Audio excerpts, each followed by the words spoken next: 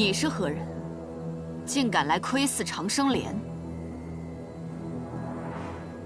在下谢雪晨，寻觅至此，并非为了长生莲，而是求莲星子一游。我就不信有人千辛万苦找到这儿，不是为求长生的。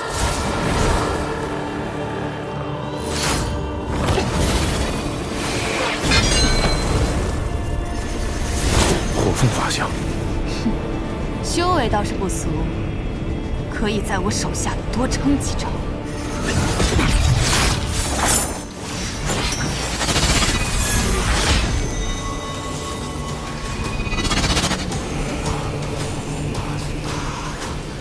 这几血，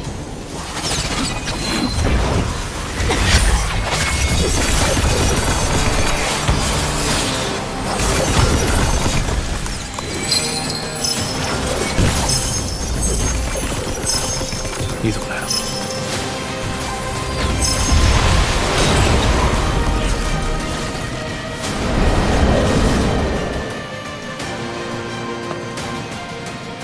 管你东西！你要是死了，我拿着这些遗物，岂不是晦气？唉，早知道这么强，我就不来了。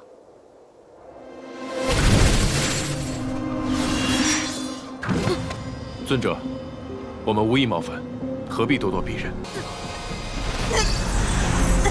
好像要发狂了。是法相崩毁之兆，走。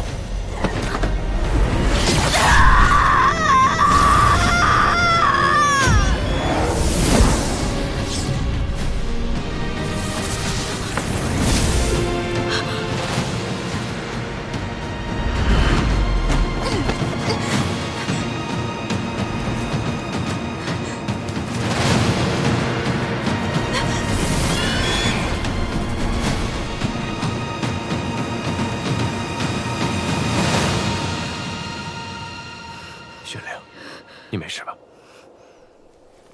来，刚才是法相崩毁引起的爆炸，凤香可能已经陨落了。他的法相是只火凤，怪不得这里叫七凤莲。长生莲要100年才盛开一次，结出莲子。方才我去看的时候，长生莲并未长成熟，若要取得莲子，恐怕还需要再等上些时日。希望方才的爆炸没有伤及长生莲。原来你想要的是莲子，为什么非要得到它不可？你知不知道我们刚刚差点死在那里？我必须要得到莲子，这与我是性命攸关的大事。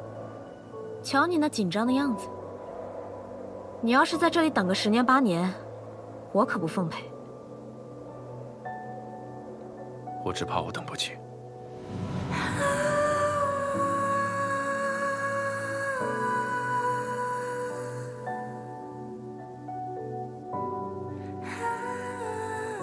这莲子是你自己要的，还是给别人的？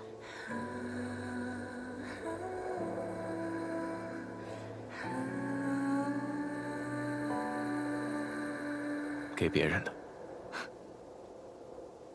多重要的人啊，值得你舍命去拼，还这样等不及，怕不是要死了吧？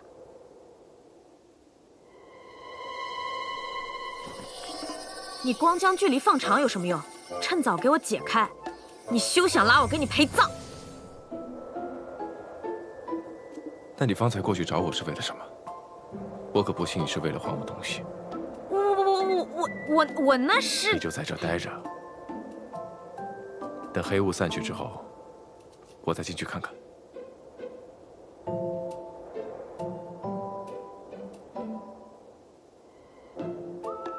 等黑雾散去，天都要黑了。而且你刚刚也说了，长生莲还未长成，你去了也取不到莲子。你这么急干什么？听你的，明日一早我再去看看。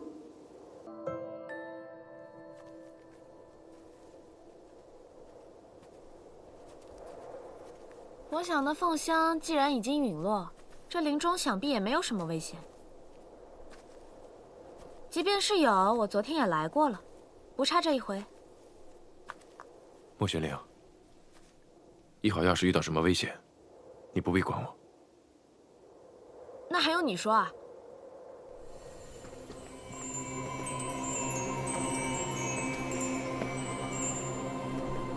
不愧是长生莲，竟丝毫无损，甚至连周边的草木也恢复得如此之快。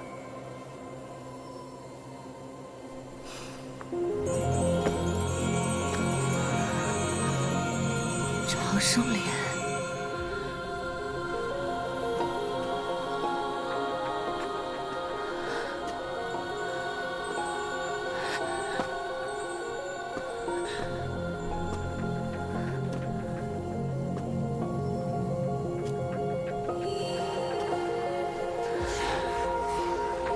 长生莲，世间竟真有此物。凤香，尊者，你没事儿啊？你们是何人？我们昨日才见过，你不记得了？我还不至于连昨日的事情都不记得。长生莲，长生，你们是谁？是谁派来的？来此有何目的？难道凤香起死回生，与这长生莲有关？尊者，我们二人误入此地，不知那是何物。你们方才说，那是长生莲。能如此汲取天地之灵气，形成这无水之地，除了长生莲，不会再有其他。服下长生莲，便可以长生吗？即使之前受过不可挽回的重伤，也可以复原。当然，长生莲可以助人长生，何况只是皮肉之伤。尊者已是法相之身，已教常人长寿许多，何必追求长生呢？长生久视，乃修道者毕生所求。若有足够的时间，便有可能突破法相巅峰，到达另一重境界。更何况，我时间也不多了。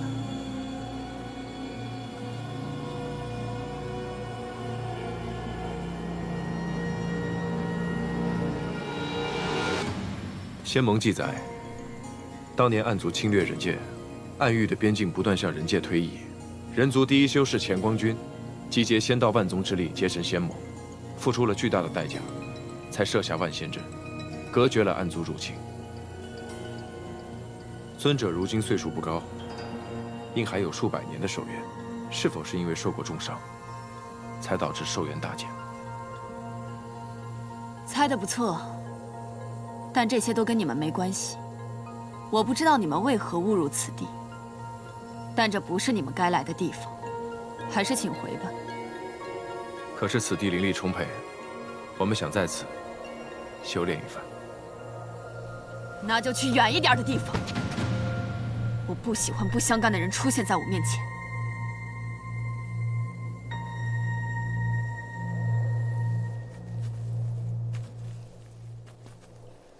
你是不是怀疑凤香昨日死而复生，又活了6000年之久，是因为她吃了长生莲？可是她为什么对昨日之事一点也不记得？我也不明白。也许这长生莲确实是有些古怪，而且我昨日见他之时，他也像是第一次见到长生莲一样。我甚至有一种猜想，或许是他出过什么意外，导致寿元大损。知道自己剩余的时间不多了，只能寄希望于长生莲来延长寿数。这过去的6000年，他很可能一直守候在这里。也就是说，他明明已经得到了长生，却一点也不知道，以为自己还要守候长生莲开花。若果真如此，他很可能曾多次来取过长生莲。如果有无用的莲心思被他留下来的话，那我们就不用再等到长生莲成熟，也不用再害怕来不及了。那你现在要怎么办呢？继续等，看看他身上还有什么奇异之处。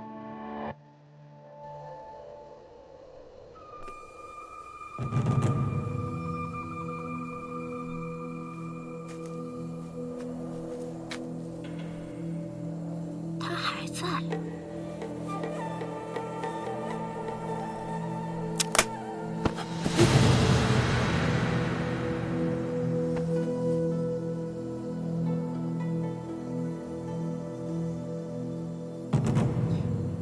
不见了，凤香不见了。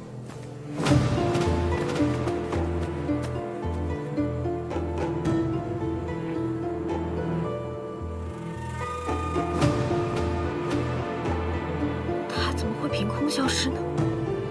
这落巫山真是越来越诡异了。日落了，凤香若还在的话，周围的灵物一定会随它波动。看来他已经不在此处了。但他一定还在不远的地方，这样，他才能明日一早来这里寻长生莲。要想弄清楚这一切，必须得找到他才行。也许在他夜间栖息之地，能找到莲心子。我去找凤香的气息，你回我们原来的山洞等我。哎，凭什么？我都在你身边跟了一天了，到了要揭秘的时候，你就翻脸不认人了？我的目力又不比你差，就算天黑，我也不怕。我是担心。你担心什么啊？这事儿现在到了这个地步，我是非知道不可。你休想将我排除在外。好，那我们一起去看看。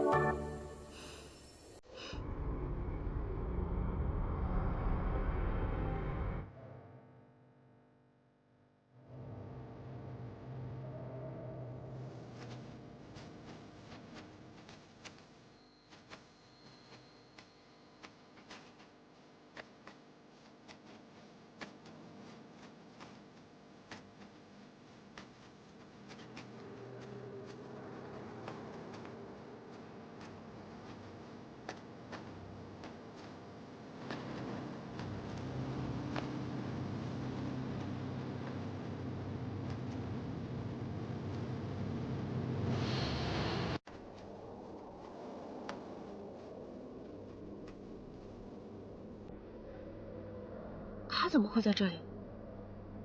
我们再靠近一下。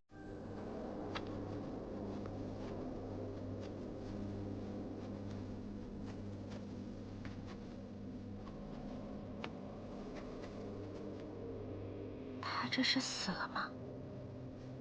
他只是气息微弱，天亮后便会醒来。那他现在这样毫无防备，岂不是会很危险？但即使他死了，明天依然会活过来，不是吗？如果还有莲子，会放在哪里？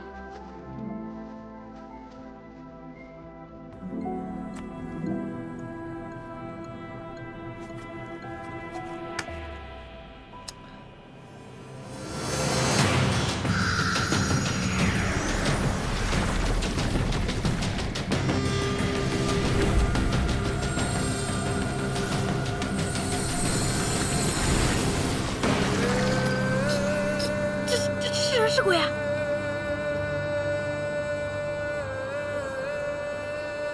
乾光君，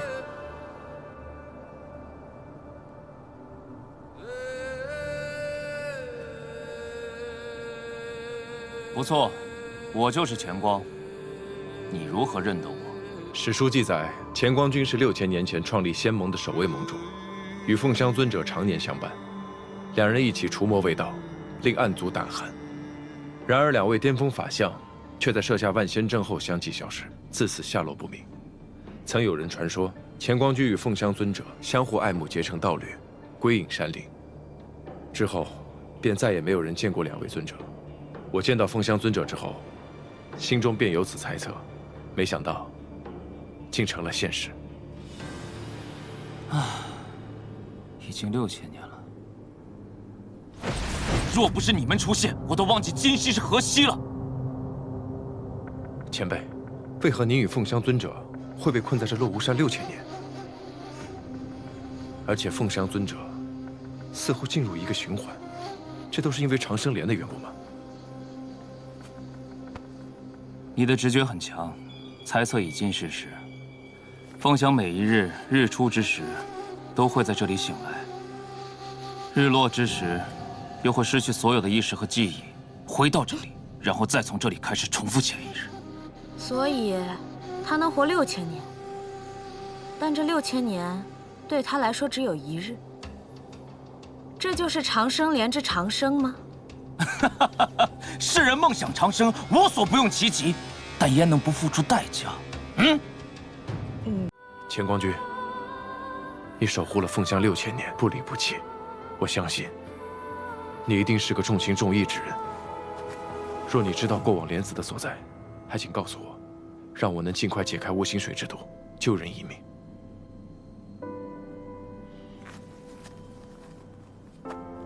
世人服下雾心水，皆为舍弃俗世情爱。他既然已经悟了，你何必强求？若是真悟了，便无需借助外力左右内心，强迫自己遗忘。他被迫忘情，与其道相冲，损身伤心，才会有今日之危。谢雪晨，你说的究竟是谁？雾心水之毒，又是什么？我与他原本属于2个敌对阵营，因一番机缘巧合相识相知，他不顾一切地帮助我，但我还没来得及回应，谢雪晨说的这些他事，便被奸人掳走。为什么听起来这么熟悉？如今他命在旦夕，难道我怕他等不到长生莲成熟，莲子落地之时他就会……玄灵，玄灵，你救长生莲子是为了我？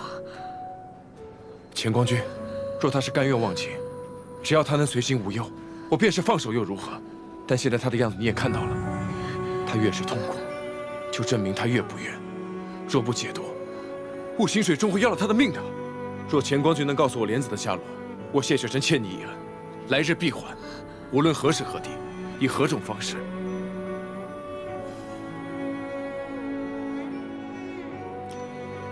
报恩就不必了。这些年开过的长生莲都被凤香摘下，只是他都忘了。还有那些被凤香留下的莲子，都被我埋在这里。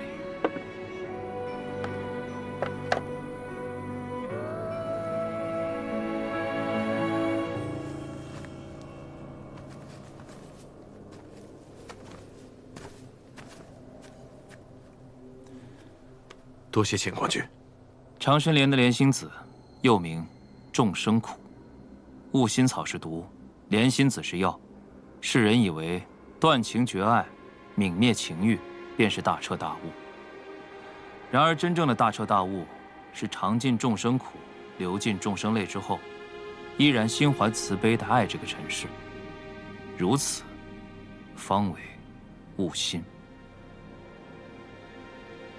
尝尽众生苦，仍能心怀慈悲，才是真正的悟性。这莲心子，你拿去吧。走了之后，不要再回来了。多谢。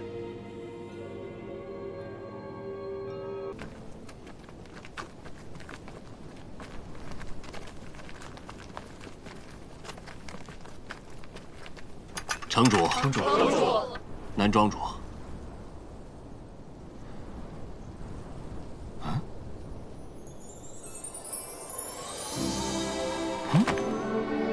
穆玄灵，你怎么在此？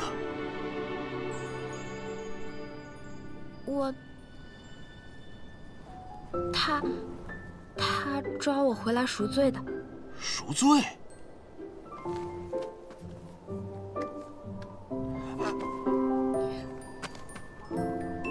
他不是被我抓回来的，是我让他跟我一起回家。城主，你们不会真的……此事说来话长，雍雪城风大雪急，我们就不要在这儿说话了。走吧。不是，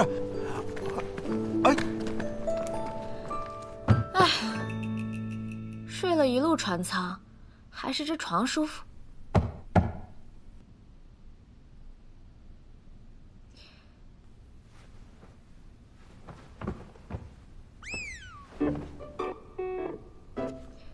这么久了，还替我留着呢。也不知道谢雪晨有没有偷看。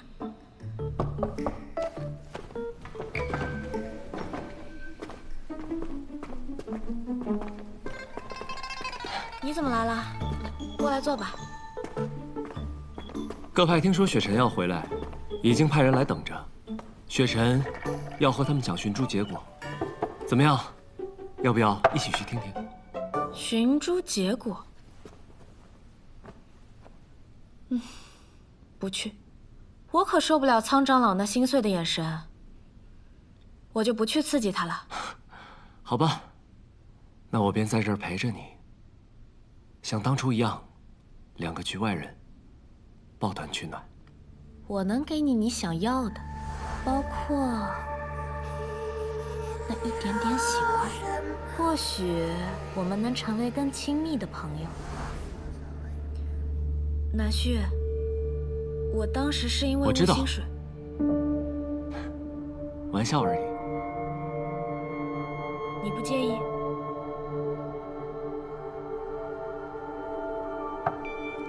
介意什么？介意你们在一起？如果说完全不介意，那肯定是骗你的。你既已知道，为什么还愿意跟我们一起回永雪城？虽然你的选择让我有些不甘心，但你开心便够了。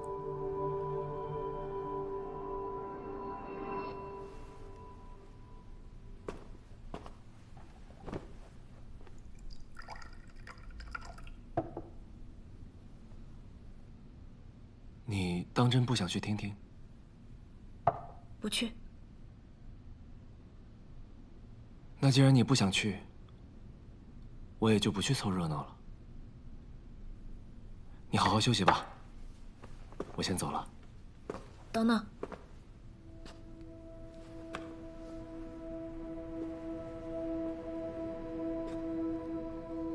这块玉牌，我一直想找机会还给你。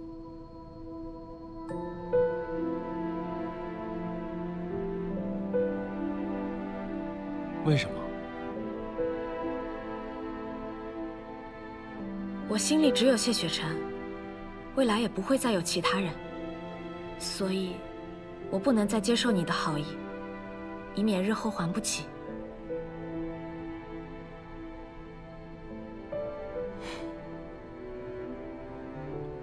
本也没想让你归还，反而倒希望你可以欠着我这么一点点人情。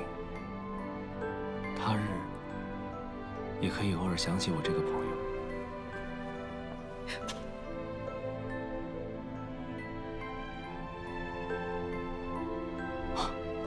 也是，只是朋友的话，碰一下都不可以。收着吧，只是普通朋友之间的关系。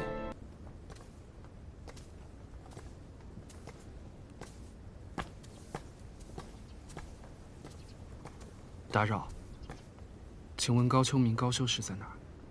葬礼一结束，高师姐就被同门们请去了主殿，说是有要事商议，在那边。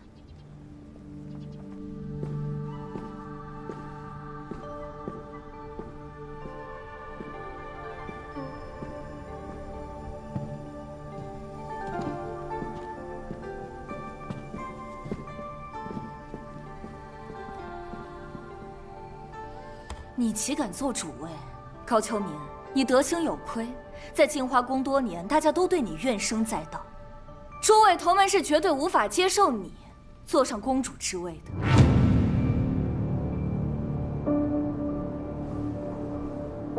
大家都这么想吗？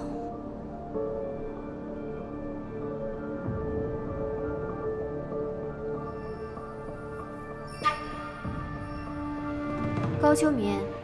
事已至此，我也就不妨和你直说了。我们并非阿谀奉承之辈，只是师尊与你有血缘之情，处处偏袒你、维护你。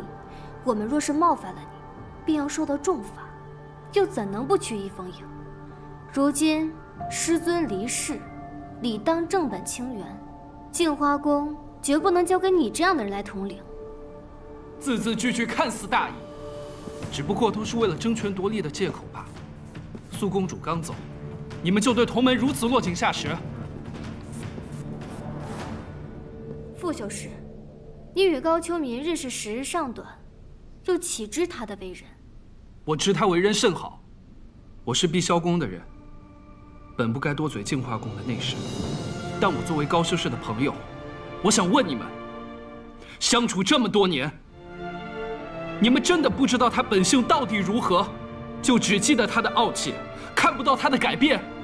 他难道从来就没有帮过你们，没有对你们付出过半分吗？傅修士，你是客，但也只是客。若要插手镜花宫内务，那便请你离开。够了！我高丘民从来不欺人，也无意公主之位。各位大可重做甄选，为镜花宫选出一个合格的带领之人。我们走。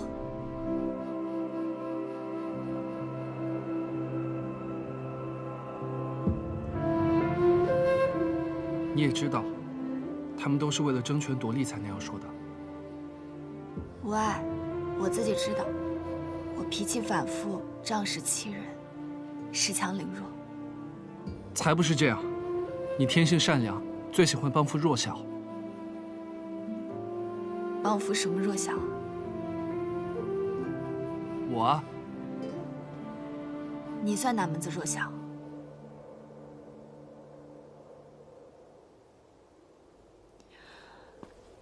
我的确不够好，只是过去我还以为，因为是家人，所以他们一直惯着我。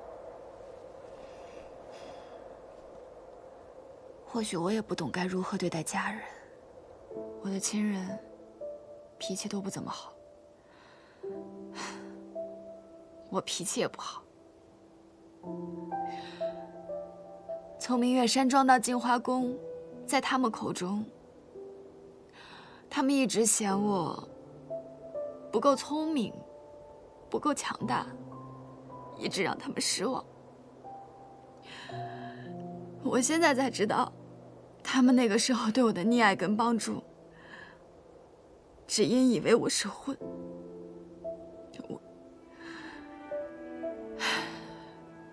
算了，这个世界上没有人真正喜欢我。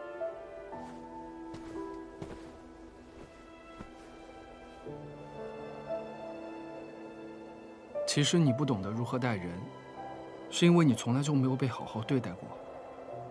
这不是你的错，为什么就不能原谅自己呢？总之，以后别这么讨厌就是了。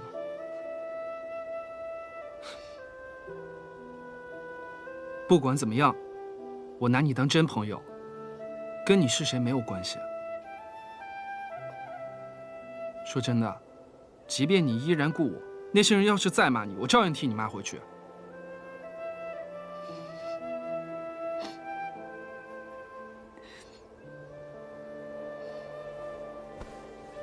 行了，别哭了。要朋友的包包吗？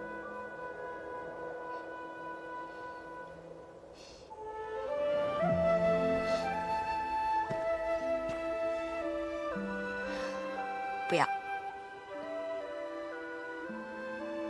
高修士，随我回碧霄宫吧。傅兰生，就算我在镜花宫待不下去，我也不是没有地方可以去，你不用可怜我的。我不是可怜你，这邀请朋友去自己家里玩，这不是最正常的事吗？是吗？当然了，并且碧霄宫很大，你完全可以当成自己家，我不介意跟你一起分享。分享的话，那就算了。但是去你家做客的话，我可以考虑考虑。那就这么说定了。高修士，谢城主。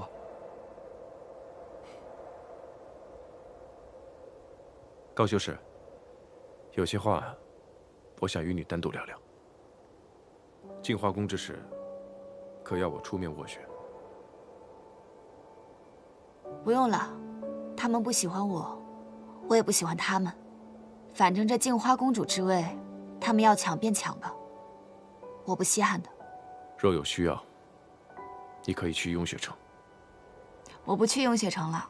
你现在知道木玄灵生混沌珠，定会更加好好的保护它。我要是去了雍雪城，他看到我也烦，我看到他也烦，而且我只会帮你们倒忙。穆玄灵是混沌珠之事，除了他自己，眼下只有你我和桑琪知道。我原本在想，你是否会将此事告诉他人，现在看来，你不会。我会的，我不说是因为我想把他的把柄抓在我手上，以后穆玄灵见到我，他得害怕我的。嘴硬之人，往往心软。我心硬得很的。无论如何，多谢。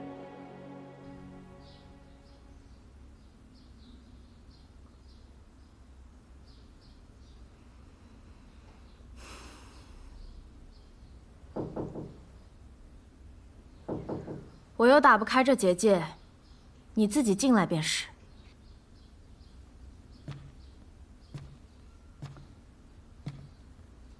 你又瞒着谢雪晨偷偷入我房间了，可是有什么消息要告诉我呀？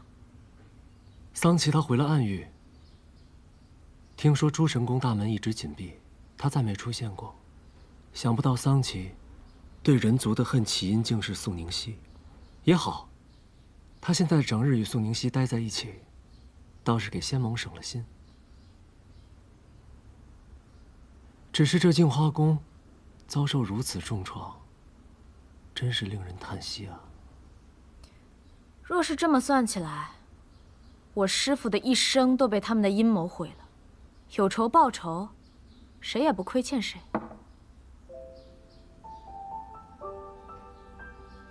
我知道你对那些歧视灵族的人心怀怨憎，可你原本也不是一个被仇恨所主导的人。我也知道，此时你的内心一定非常非常乱。不过你放心，很多事情很快便会清楚。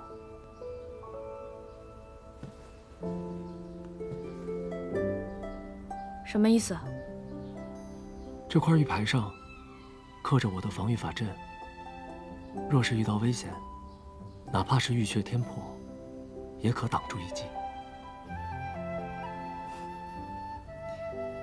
这法器堪称神品，你就这么送给我？法器而已，无所谓神不神品，能护住想护的人，才算有价值。你收着便是。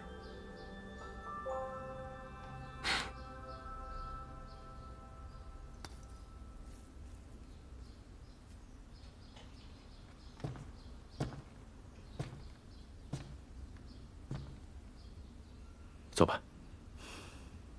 这回我得建议他们好好改善冰牢里的伙食。我并非要带你去冰牢。那去哪儿？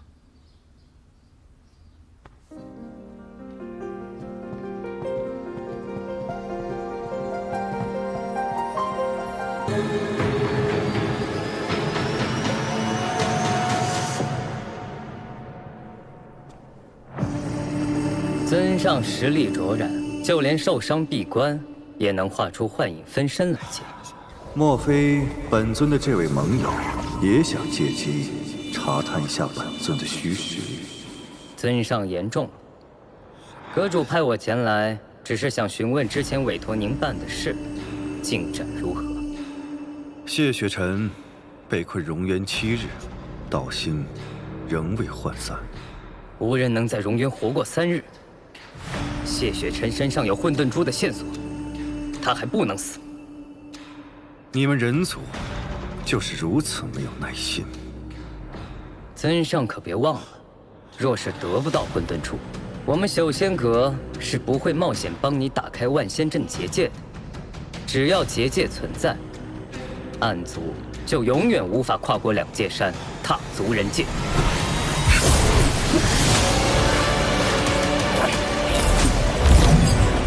回去告诉我主上，本尊既然已经答应了此事，便自有安排。以后莫要过问。现在能够交出你们的诚意了吗？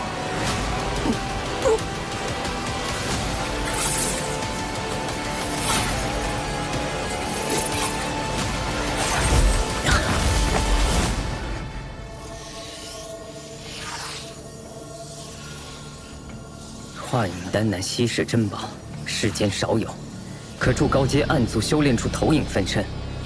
其本体虽出不了万仙阵，但可令投影穿过结界，到达人间。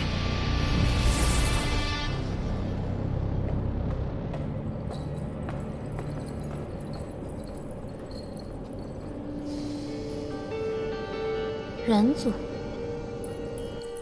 师父曾说过，人族虚伪，仙盟更是卑鄙。您当年就是因为相信了仙盟中人，才落入他们的圈套，痛失右臂。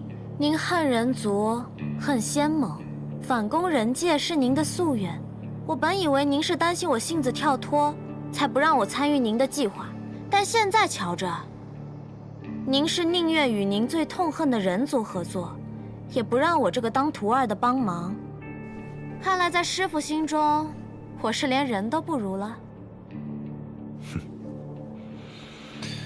你可知他是何人？仙盟中人。凭何判断？凭我知道师父想要什么。人界有一物，必须和他们合作才能夺得，那就是上古神器混沌珠。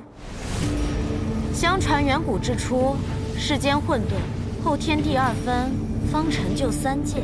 然混沌之气并未消亡，而是化为2件神器：天命书和混沌珠，相依相克，共同维护天道。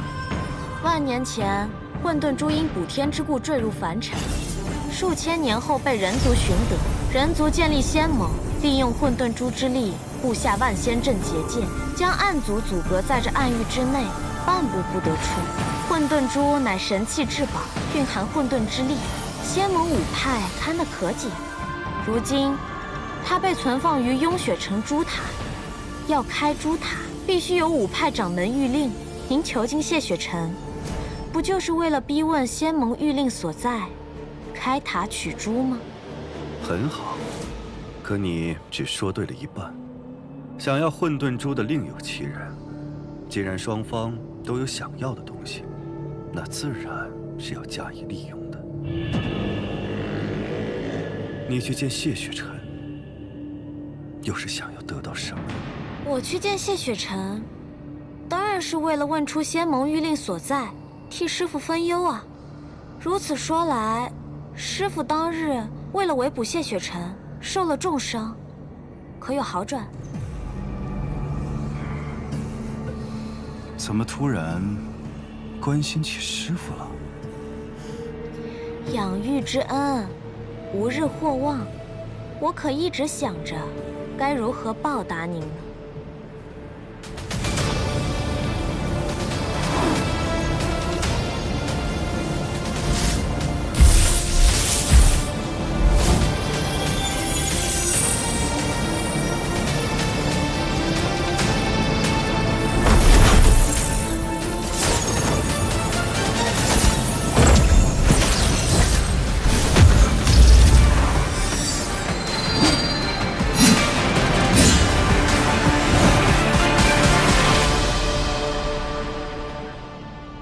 没做什么多余的事吧？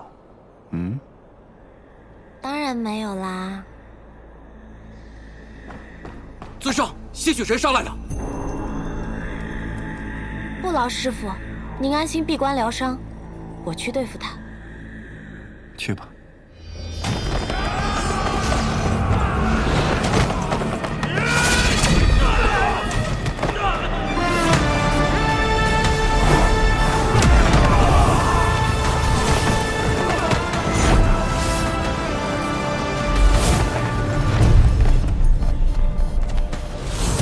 擎天，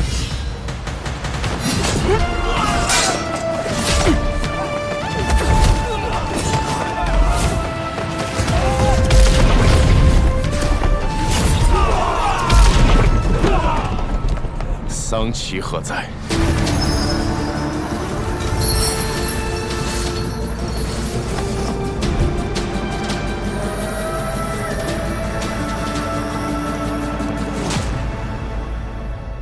你我真是有缘，这么快又见面了。是你。暗域圣女穆玄灵，还请少宗主多多指教。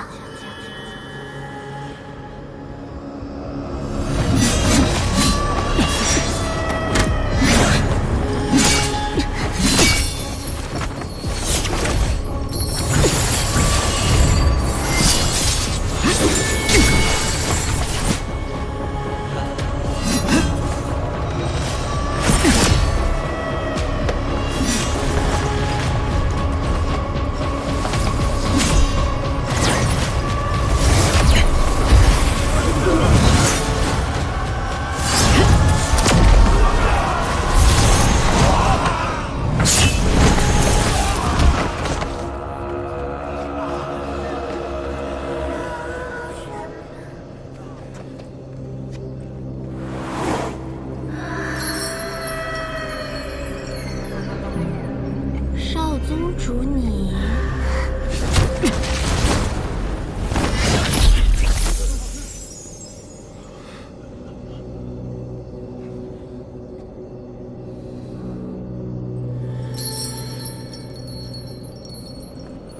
是在找我吗？少宗主如此心急，难道是对荣渊一吻念念不忘？你还真是一点儿都不懂得怜香惜玉呢。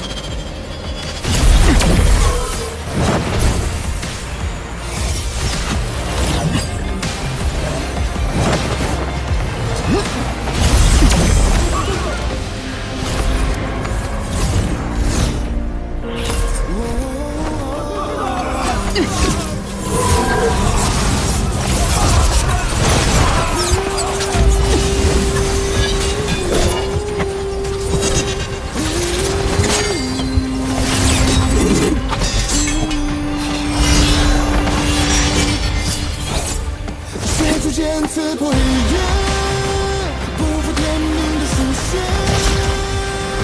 你我的人，不为风吹，不是天下的誓言。为这生不顾一切，这一场轮回杀，难尽的一次告别。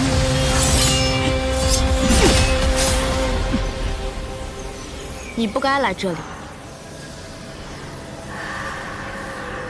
再不走，你的灵力就没了。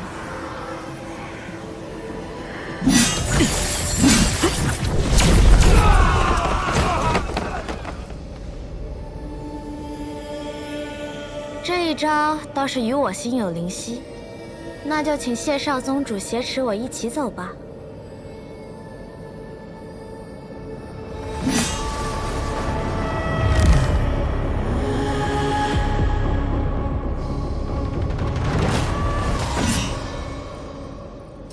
世人常说，一日夫妻百日恩。我亲了少宗主一下，怎么着，也有10天半个月的恩情。少宗主竟全然不留情面。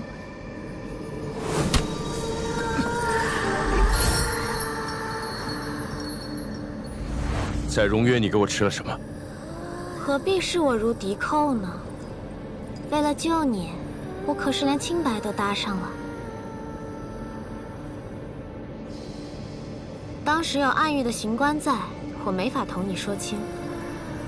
我为你吃下的药叫半日芳华，服下以后便可很快恢复全盛功力，只是需要付出一点点小小的代价。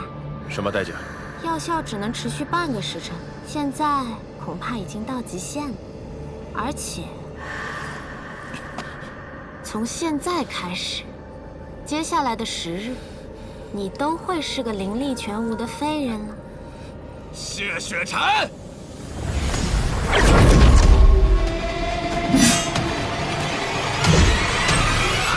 谢雪晨，我现在终于可以亲手杀你了。战影，退下。我真的很想杀了谢雪晨啊！啊！可是我被挟持了，他会杀了我的。所以呢？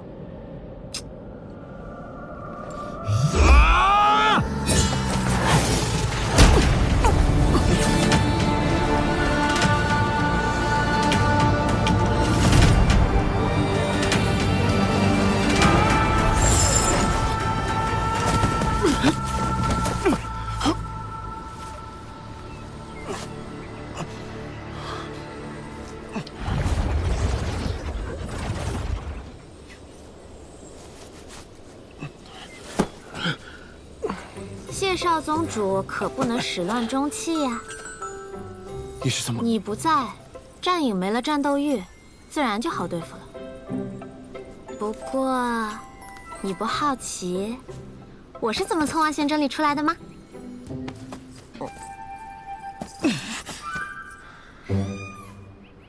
在荣渊之时，我便知你不是暗族。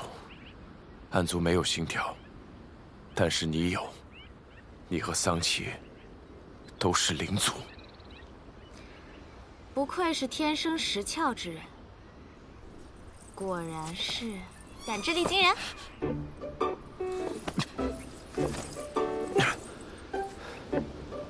但你是暗域圣女，同样作何多端？哎，喂，谢雪晨，谢雪晨，哎，你要晕也不能晕在这里啊！万一坏人追来怎么办？谢雪晨，坏人？谢雪晨，你还有脸说别人是坏人？谢雪晨。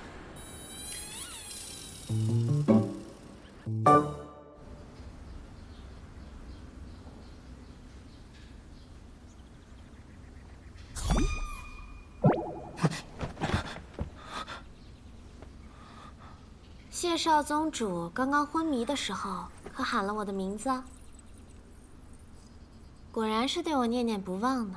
我们已经离开了两界山，一路上我隐匿了气息，没有人追来。此地只有你我二人，你就是喊破喉咙，也不会有人来的。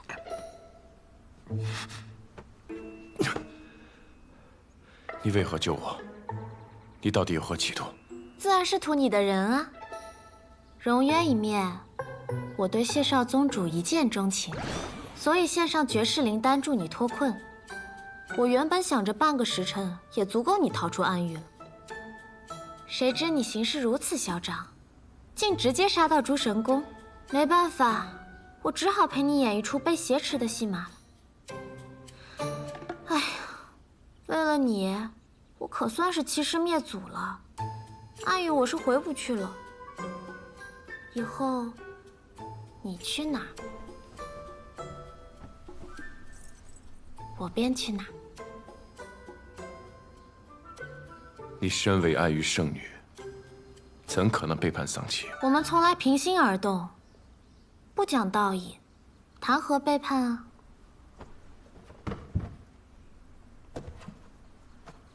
你不信啊？那不如我告诉你桑琪的计划。他与人族有交易，想要得到混沌珠。你是仙盟盟主之子，又是雍雪城少城主，他将你关在荣渊折磨，就是要等到你求死不能之时，自然将一切都告诉他。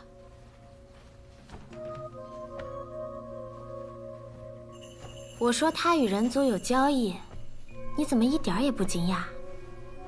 你知不知道，仙盟之中有奸细？原来你都明白。也是，虽然万仙阵出现裂隙要修补，人所共知，不算秘密，但补阵人会在何日何时入阵，只有仙盟中人知道。桑琪设下埋伏的时机又是那样刚好，你这么聪明，自然一想便能猜到。其实那天，如果你放弃修补结界，本可以全身而退。结界破了就破了，暗族要去人界，就让他们去就好了。池特用命去护。剑修之道，你们暗域之人自然不会懂。桑琪与何人在交易？这我就不知道了。真不知道，没必要骗你。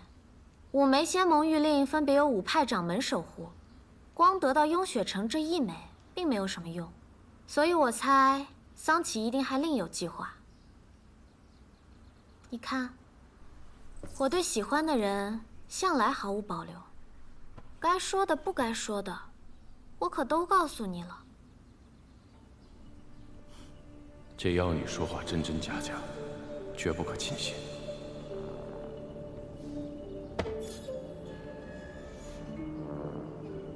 我身上的伤？当然是我替你上了药，换了衣服。谢少宗主果然伟岸不凡，天赋异禀。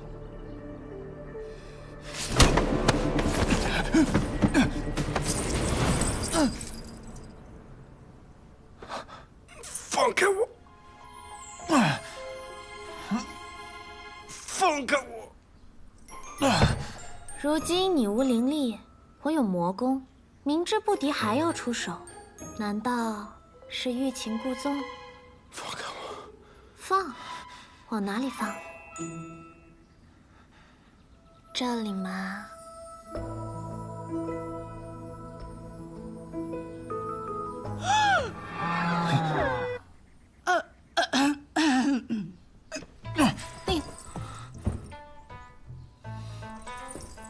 大娘，木姑娘，哎，我是方才听到你们房里传出了说话声，想着是你相公醒了，我正好熬了粥，就给你们送过来了。多谢大娘了，正好我们都饿了。我跟我相公这次真是给你们添麻烦了。哎呀，不麻烦不麻烦，我这荒僻，你们在这养伤啊，不怕仇人追过来。我听我儿子说，你相公伤得不轻啊，那还是在这养好些再走。正好呢，我儿子会点医术，还可以帮他换换药。多谢。不谢不谢，你有什么需要就喊我啊。好嘞。哎呀，运气真好。哎，别看了，看什么看？走了走了走了。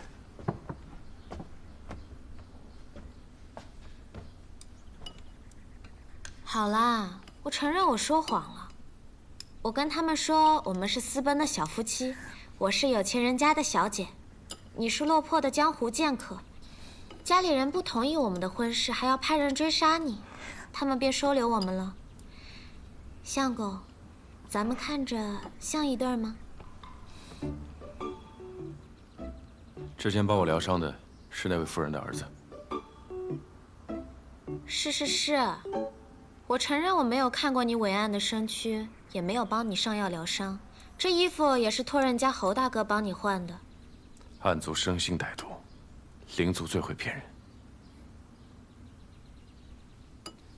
但有一句话却是真的。哪一句？喜欢你的那一句。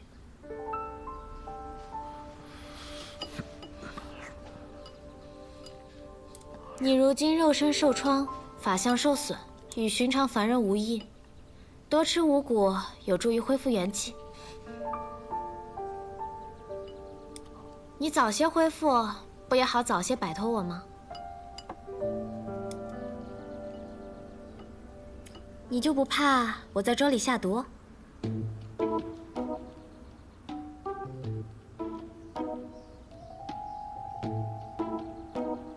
你若真想害我，又何必救我？我是没有下毒，但下了药。放心，是补药。你好好睡一觉，对你的身体有好处。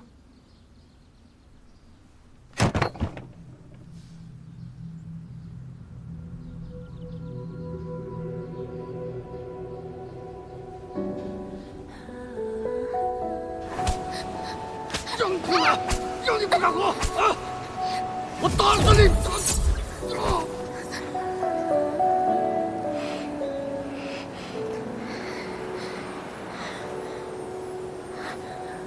你愿意跟我走吗？我是灵奴，也要听总管的吩咐。你才不是灵奴！你到底为什么对我这么好啊？我只希望你开心。难道你是我失散多年的亲爹？爹，不许叫我爹。你不告诉我你叫什么名字，那我叫你什么吗？反正不许叫我爹。那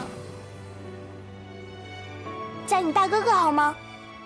大哥哥。别怕，闭上眼睛。等你睁开眼睛之后，一切都会好的。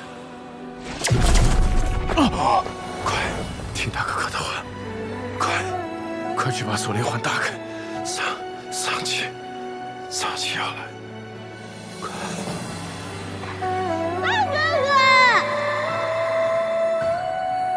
是你吗？可是，你不是已经死了吗？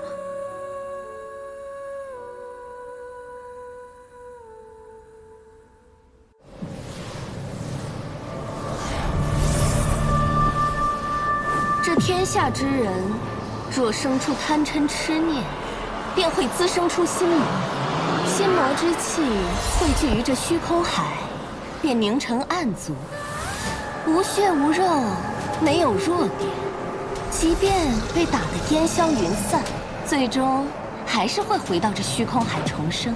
人族想要杀尽暗族，简直是痴心妄想。痴心妄想也是一种执念，也能生出心魔。我最喜欢了。战阳啊，你怎么不说话？我觉着吧，按照我的判断，这圣女啊，肯定是跟谢雪晨私奔了。对，可笑，私奔？这圣女是什么作风，你难道不清楚吗？绵里针，笑藏刀，表面上哄得你乐呵呵的，反手就是一刀。她何曾有过一丝真心？只怕这回她心里又在谋划什么吧。行了，尊上让我们布心魔大阵，开始吧。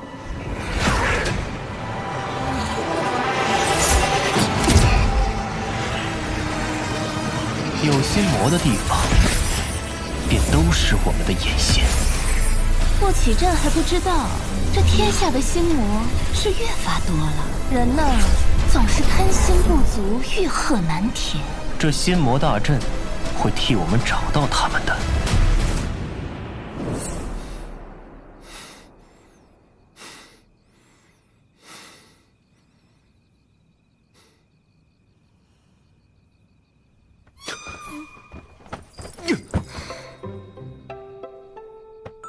你又弄疼我了。你怎么又在这里？我们是夫妻啊，夫妻不就睡在一张床上吗？我们之间可能是任何关系，但绝不可能是夫妻。知道了，知道了。你睡在这儿，我去别的地方。谢少宗主，你讲讲道理啊！放手！你如今打得过我吗你？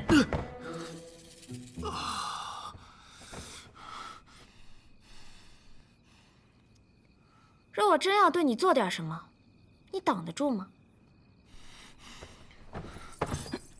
乖，躺下睡觉。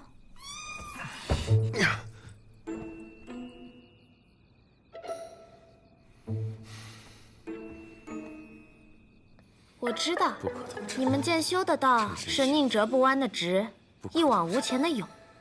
你生来不凡，想是从未受过这般折辱。若委屈顺从，恐道心不稳；若抵死相拼，又恐清白不保。末了还要落得我一句欲擒故纵，更觉羞辱，对吧？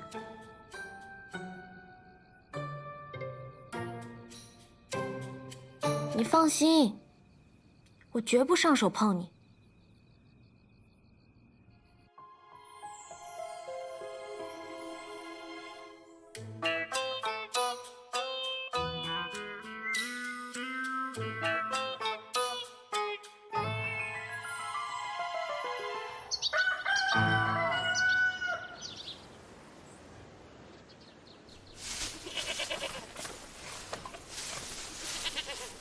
如果我是你，就不会选择现在回雍雪城啊！能知道你入阵部署的，必然是仙梦中地位颇高之人。如今你法力尽失，回去若遇上那人，恐怕是了无胜算，对方也一定会将你置于死地的。谢雪晨，谢雪晨，你到底有什么打算？我有何打算？有必要向你交代吗？倒是你，无论你有何企图，我劝你别再跟着我。我知道你没想与我一道，但你能阻止我与你一道吗？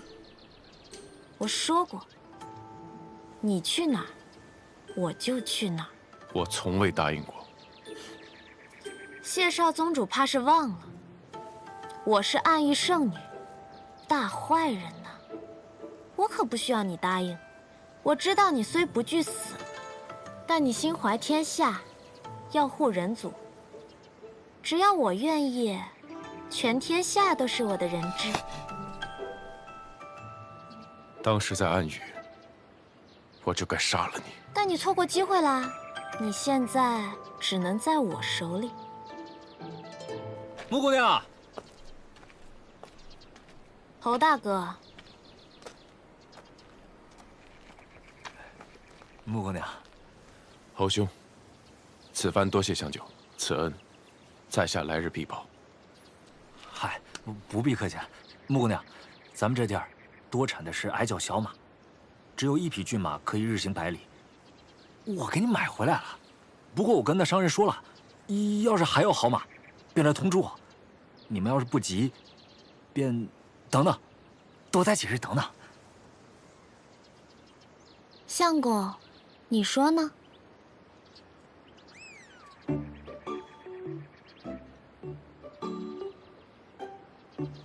即使私奔，恐来人追杀，只怕会连累侯兄和大娘。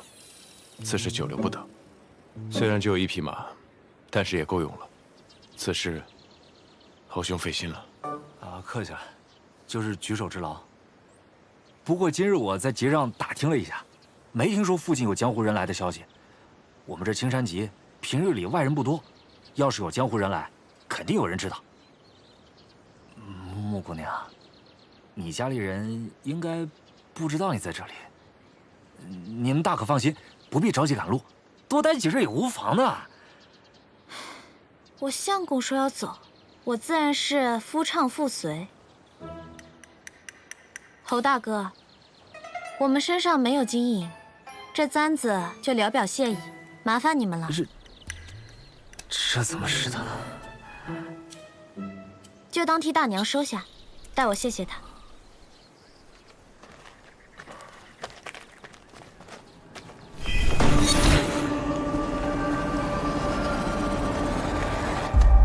穆姑娘，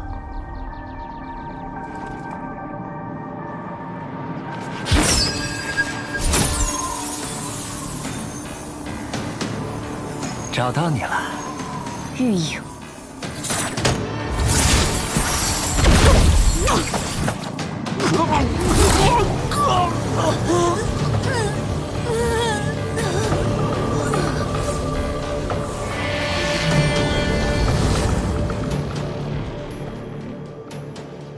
你们设了心魔大阵，你这位侯大哥啊，对你生出了贪恋，明知不可得，却又不甘心放下，如此便产生了心魔。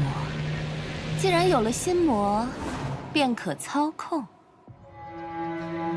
这么说，是怪我太迷人了？不过，你是怎么出来的？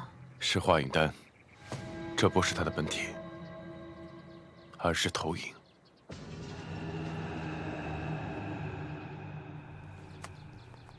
当日万仙阵一战，光顾着打架，都没有仔细瞧瞧谢少宗主的模样。今日一看，战影说对了，是有几分姿色。打架挺累的，乖乖跟我回暗域吧。他是我的。哼，是吗？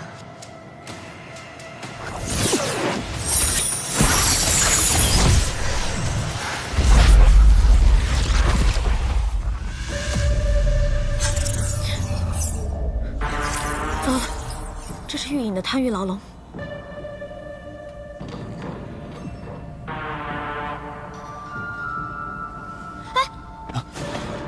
玉影虽没有战影善战，但却极其难缠。这贪欲牢笼可以让人沉溺于自己的欲望，在极乐中死亡。谢雪晨，你小心！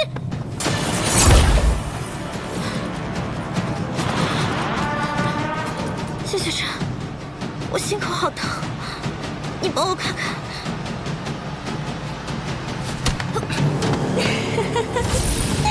这天下第一剑修果然是名不虚传呀！怎么，我模仿圣女模仿的不像吗？难道是不喜欢？暗族没有心跳，方才中箭的的确是穆玄灵，但倒下那一刻，便已换作了你。哎呀，是我大意了，忘了谢少宗主感知力过人，光靠着移形换影还是骗不了你。早知道，便该挖颗人心来用用的，真是失策呀！人最难战胜的，就是自己的欲望。你就算再强，也逃不出去。谢少宗主，你就在死前好好享受这世间极乐吧。妹妹，你在哪儿？喵喵。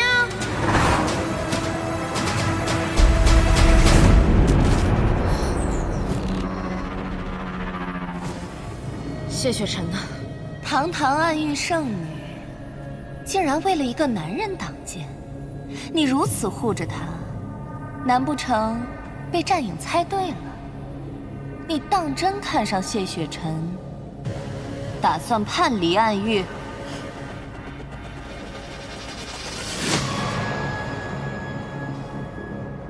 你觉得呢？我便是觉得这不像你，所以才站在这儿与你说话。否则，我早将你二人的头颅收割，拿去向尊上复命。向师傅复命？你不妨用你那没怎么用过的脑子想想，若不是师傅放水，我怎么能轻易的带谢雪晨离开暗域？什么意思？你以为谢雪晨是怎么离开荣渊的？自然是有人相助啊。荣渊设有18重禁制，你哪有这个本事能够解开啊？我自是没有，是谢雪晨自己解开的。我呢，只是给了他一颗可以恢复功力的丹药。你再想想，如此珍贵的丹药，我是如何能有？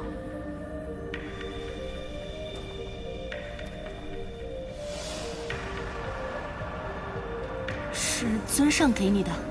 是师父授意我放走他的。这样一来，我便对他有了救命之恩，便可借此跟在他身边，伺机夺取仙盟玉令。